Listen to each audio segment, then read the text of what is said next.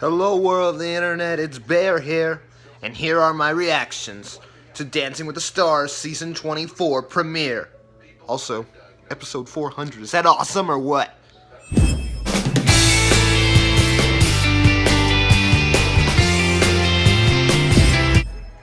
So hey, it's 8:10, we just had the first dance, but first was the opening number. I thought it was good. I mean, it started out with the heavy traffic in LA, which LA is known for. And it had people coming out of cars. Then it cut to the live part where people were kind of showing off like what they were. Like David was down there pitching and some cool stuff.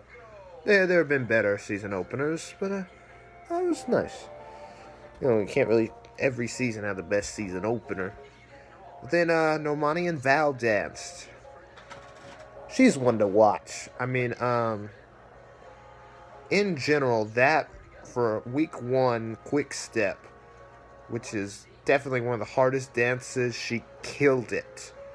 Now, Bruno said there were a few things she can fix here and there, which I thought too. Like at one point, her hold was a little off, and like there are some parts where she seemed a little hesitant, maybe a tiny bit off time. But overall, she was keeping up very, very well, and I'm very impressed. And if she can do that week one,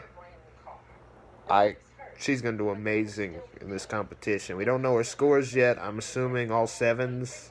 I can usually predict the score, but maybe an 8 or 2. But great start to this season. And it's funny that the last pro to dance last season is the first pro to dance this season, as in Val. Yeah. So, Normani and Val, we got their scores 7-6, 7-7. That was crap from Lynn, or Bull, as Tom's been saying, because we got a bull rider. It was totally not a 6, but he was upset. It took him too long to get into the routine and had some non-quick step content. Anyway, so what just happened, Nancy just danced. What happened a lot of times on this show, and that's when the first dance is better than the second dance, but the judges score the second dance better. I guess they felt like Nancy was a legend. She did well. It was visually appealing.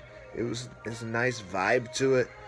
They did a Viennese waltz. There were a lot of times where she kind of pushed.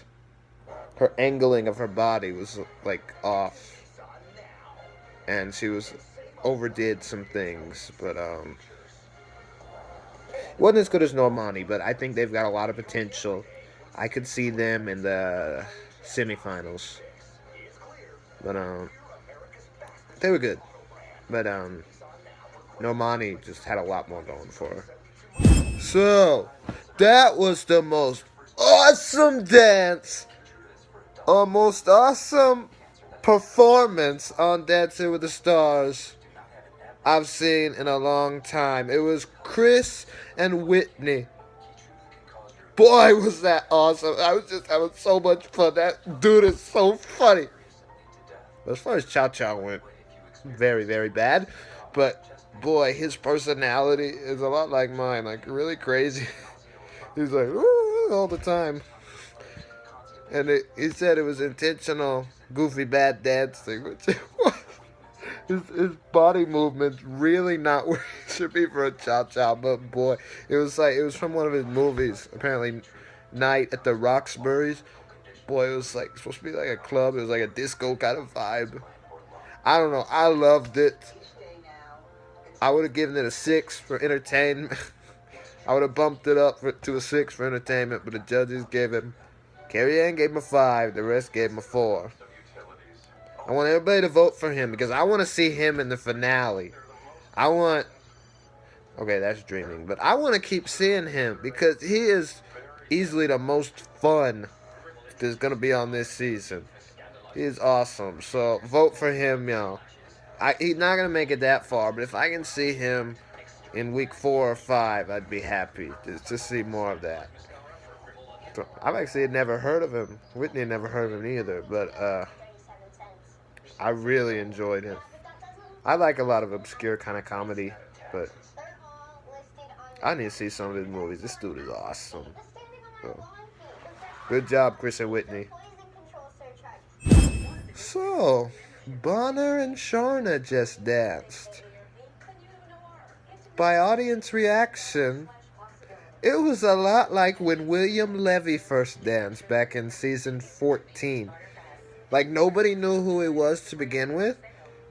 But then after that one dance, everybody went insane at how hot he is. Like, ooh, that guy's so hot. I don't see it, but that's just me. But, yeah, he broke his neck about a year ago.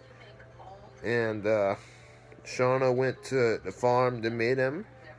And, they're trying to make her out to be, like, really in love with him. But she's just kind of laughing it off, blushing all the time. Anyway, the dance. Okay, there's a lot going on there. Anyway, then Erin had to say some things like she likes to. And anyway, as far as the dancing, there were some moments I saw a lot of potential. He had a lot of swag, but he messed up his footwork really bad at several points. But it got the audience going. It was a whole cowboy thing. Got down dirty with it. But so it got 6,556. The audience was not happy. He's going to get so many votes. I could see him, if he starts to improve, I could easily see him in the finals.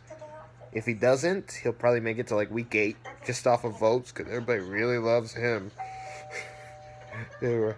It was a totally different vibe with her with James last season. Anyway, quite the dance, quite the package. I don't know whether or not Shauna actually is going crazy over him. I think he's going crazy over her, but we shall see. A lot going on there. So, when I thought the show couldn't get any more unusual, we get Charo and Keo. Boy, that woman is crazy, insane, and I love it. She's just so much fun. She went out there. She killed that salsa. Boy, I was expecting her to, like, kind of tense up and not, like, really play it, but not really be able to get the steps. She got those steps actually really well, especially when you consider she's 66. She may have messed them up a little bit, but she has a lot of energy and athleticism for a 66-year-old. I think they could make it to like week 8. But boy, she's really out there.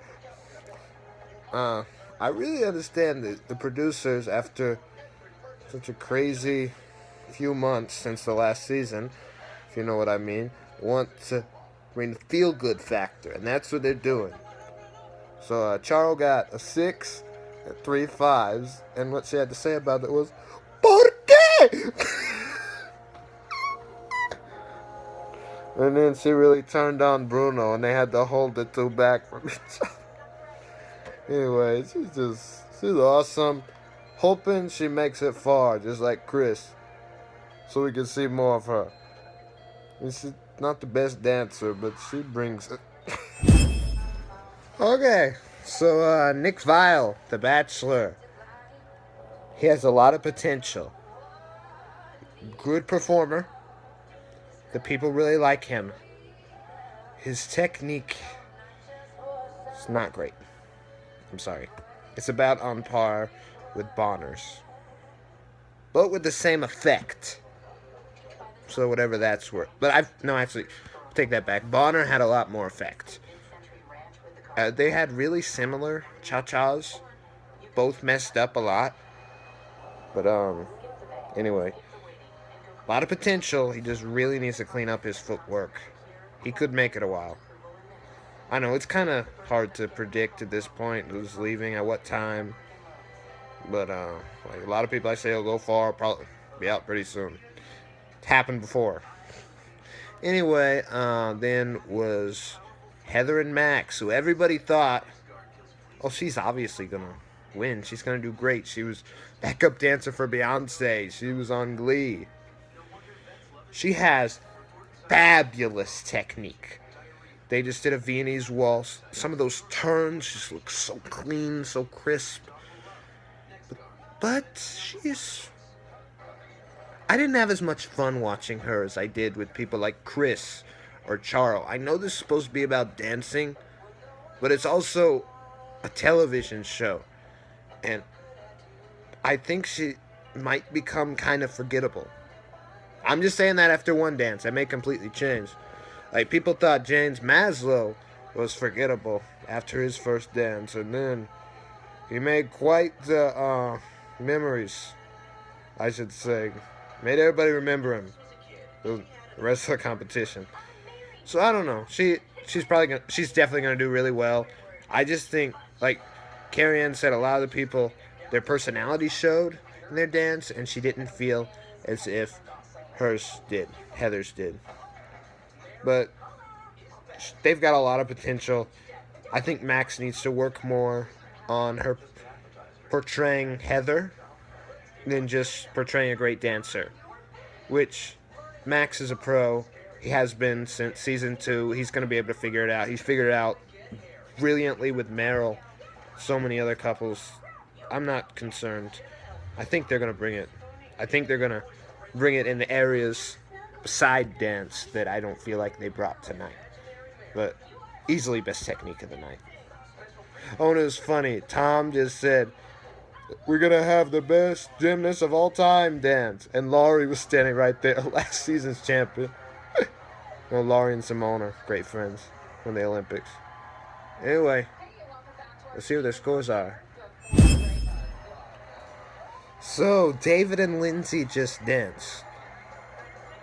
So I had very low expectations for him. I mean, he just seemed like he was going to be stiff.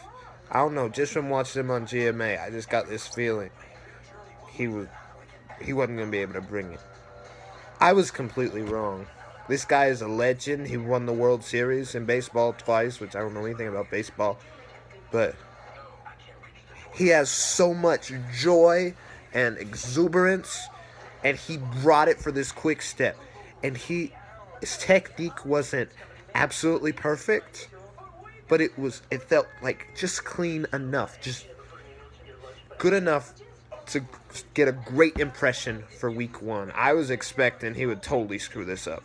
I think there was one little moment where maybe it was just me thinking it, in the very, very beginning, his feet weren't going far enough when he kicked, but I don't think he's going to win. I could see him like 3rd place, or I really don't know. That's hard to predict. He's going to probably make it at least to week 6, if not longer. But this guy, he's like a Bill Engvall, but he's a lot better dancer. So he's tied at the top right now. I'm assuming Simone is going to be at the top. She'll be the last dance, but boy, that was a surprise. I was expecting nothing out of him. He killed it. Great job.